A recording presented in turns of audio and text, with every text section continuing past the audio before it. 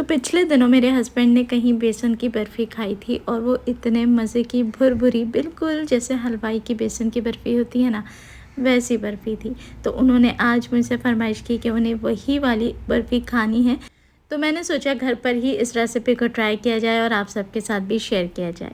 बिस्मिल्लाहिर्रहमानिर्रहीम, अस्सलाम वालेकुम and welcome back to my YouTube channel. मैं हूँ सिद्रा और आज आपके साथ मैं शेयर करूँगी बेसन की बर्फ़ी की रेसिपी। ये एक ऐसी बर्फ़ी होगी जो मुँह में जाए तो घुल जाए और इतनी करारा और ख़स्ता होगी ना कि हाथों में चूरा बन के झड़ने लगेगी। तो बस शुरू कर देते हैं रेसिपी। अगर अच्छी लगे तो लाइक और शेयर आप सबने बस ज़रूर करना है। तो सबसे पहले हम इस बर्फ़ी के लिए चाशनी बना के रेडी करेंगे, जिसमें मैंने 1.25 कप के जितनी ली है चीनी और 1.5 कप के जितना लिया है पानी। आप चाहें तो पानी का रेशो थोड़ा सा मज़ीद बढ़ा भी सकते हैं, यानी 1.5 से आप इसको 2 कप के जितना भी कर सकते हैं, लेकिन आपने दोनों चीज़ों को इकट्ठा पैन में ऐड करना है और मीडियम हाई फ्लेम रखते हुए इसे मिक्स करना है। अच्छा, इसमें मैंने 2 से 3 इलायचियों को बिल्कुल बारीक बारीक क्रश कर लिया था और वो भी शामिल कर दी है। साबुत इलायची होती है मुँह में आके बहुत सारे लोगों को अच्छी नहीं लगती, तो मैं इस तरीके से क्रश कर देती हूँ। इस तरह ये मुँह में भी नहीं आती और इलायची की खुशबू भी आ जाती है। अब आपने इसको पकाना है और पका के इतना इसको गाढ़ा करना है कि इसमें एक तार बनने लगे। याद रहे कि एक तार से पहले इस चाशनी को पकाना आपने छोड़ना नहीं है और तार बनने के बाद आपने इसको एक्स्ट्रा नहीं पकाना, फ़ौरन से उतार देना है। तो बस इसमें लग जाएंगे कोई लगभग आपको 3 से 4 मिनट। जब ये गाढ़ा होगा पकते पकते, निशानी यही है कि इसमें मोटे मोटे बबल्स आना शुरू होंगे। तो जैसे ही इसमें मोटे मोटे बबल्स आना शुरू हो जाए, उस पॉइंट पे आप चाशनी को चेक कर लें। अगर आपको लगे कि अब ये काफ़ी हद तक रिड्यूस हो गई है और गाढ़ी होने लगी है, तो फिर आपने इसकी तार सबसे पहले चेक करनी है। तो यहाँ देखें चाशनी अब अल्हम्दुलिल्लाह थोड़ी गाढ़ी होती हुई नज़र आ रही है, तो मैं इसकी तार को चेक कर लेती हूँ। तो ये देखें इसमें तार बनने लग गई है। बस अब इसे चूल्हे से उतार के रख दूँगी एक तरफ और चलते हैं नेक्स्ट स्टेप की तरफ। तो एक कढ़ाई के अंदर सबसे पहले ऐड करेंगे आधा कप के जितना घी। अगर देसी घी हो तो बस क्या ही बात है, देसी घी ना हो तो आपने नॉर्मल कोई भी घी का इस्तेमाल करना है, लेकिन कुकिंग ऑयल का इस्तेमाल नहीं करना। घी ज़रा सा मेल्ट हो जाए तो इसके अंदर हमने शामिल कर देना है 1.5 कप के जितना बेसन। और बेसन ऐड करने के बाद आपने इसको अच्छे तरीके से ना घी के साथ मिक्स करना है। ये शुरू में थोड़ा सा आपको लगेगा कि घी कम है, लेकिन आगे जाके हम थोड़ा सा घी इसमें बढ़ाएंगे, लिहाजा अभी आपने सिर्फ आधा कप ही ऐड करना है। अगर शुरू में ही बहुत ज़्यादा ऐड कर देंगे तो फिर ये बहुत ज़्यादा हैवी हो जाएगी और घी इसमें बाद में बहुत ज़्यादा निकल के आएगा।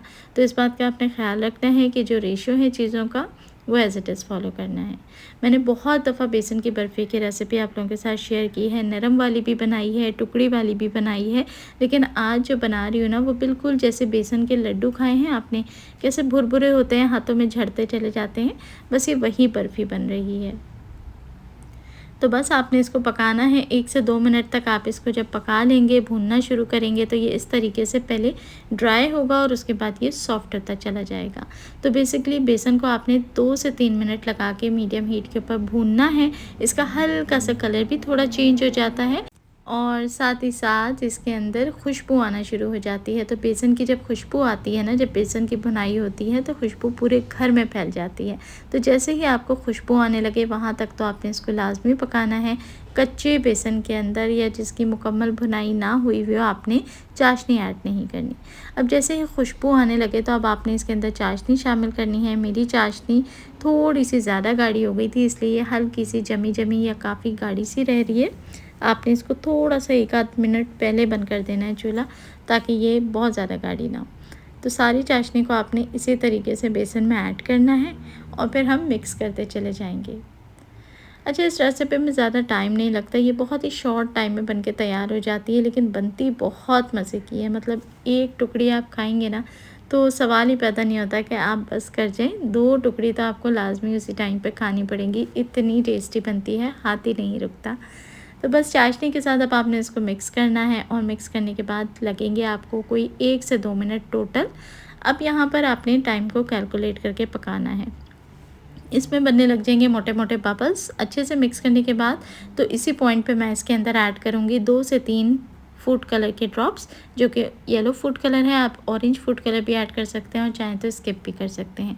अच्छा, इसी पॉइंट पे मैंने 2 टेबल स्पून जितना घी भी मज़ीद ऐड किया था, जो शायद मुझसे क्लिप रिकॉर्ड नहीं हुई या मैं एडिट में भूल गई हूँ।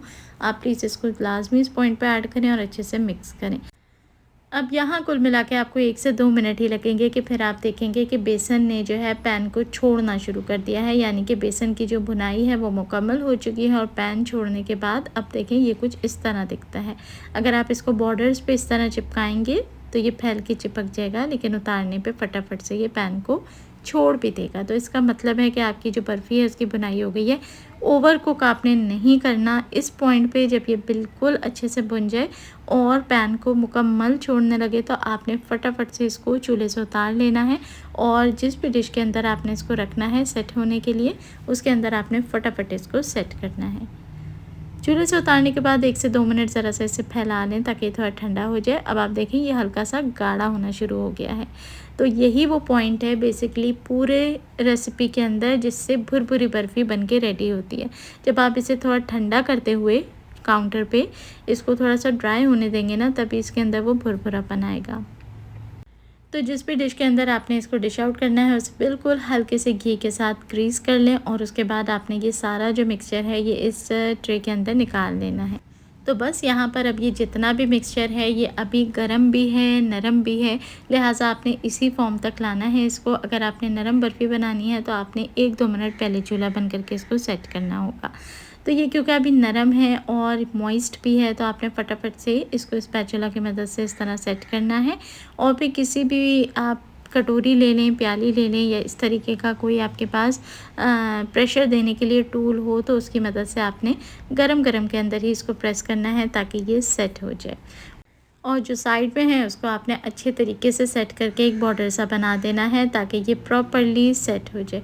इतनी मज़ेदार ये बर्फ़ी बनती है, यकीन करें खा के दिल खुश हो जाता है, मुँह में घुलती चली जाती है और हलवाई वाला जो जायका है ना वो आपको घर पर ही मिल जाता है। तो अब आपने इसको निकालने के बाद आधे घंटे तकरीबन काउंटर पे ही छोड़ देना है ताकि ये थोड़ी सी ठंडी हो जाए, रूम टेम्परेचर पे आ जाए। उसके बाद आपने इसकी कटिंग करनी है। तो जैसा चाहें आप इसको कट कर लें। मैं तो इसको जो है वो नमक पारा स्टाइल में कट कर रही हूँ। आप चाहें तो इसकी जो है कतलियाँ बना लें, स्क्वायर क्यूब्स में कट कर लें, या आप चाहें तो जिस पॉइंट पे हमने इसको निकाला था आप इसके लड्डू भी बना सकती हैं। क्योंकि ऑलरेडी मैंने बेसन के जो लड्डू हैं उसकी रेसिपी आप लोगों के साथ शेयर की हुई है, जो परफेक्ट तरीके से लड्डू तैयार किए जाते हैं बहुत दफ़ा। और उसमें सिर्फ एक एडिशनल स्टेप हम करते हैं, वो ये कि भूरा अलग से बनाया जाता है। अब ये बर्फ़ी सेट हो चुकी है, इसे हमने निकाल भी लिया है और माशाल्लाह बहुत ही ज़बरदस्त बनी थी, मीठा भी परफेक्ट था और खाने में भी मज़ेदार थी।